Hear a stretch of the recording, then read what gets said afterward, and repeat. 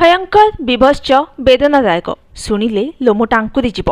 एमिति एक अंधविश्वासर कहानी जहाँ बोध हुए आपण केबे शुणी नथिबे। असुस्थ युवती को सुस्थ कराई देबा नारे तांको मुंड भितरे तांत्रिक 4 वर्ष धरी छुंची आकार माळ माळ कंटा फोड़िबा अभियोग घटना बलांगीर जिल्ला रे चांचल्य खेलाई देछि। बलांगीर जिल्ला सिंधकेला अंचलर जणे युवती बयस मात्र 19 वर्ष, किंतु दुर्भाग्य शारीरिक समस्यार समाधान पाई तांत्रिक पाखकु जाई एबे भोगुछंती जम जंत्रणा। कारण तांको मुंड भितरे फोड़ा जाइछि छुंची आकारर कंटा। गोटिए कि जोड़िए नुहे माळ माळ कंटा फोड़ी दिया जाइछि तांको ताळुरे।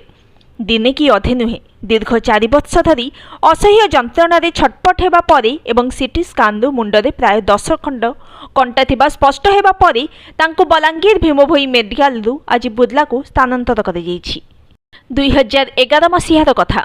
युवती बापांको कहिबा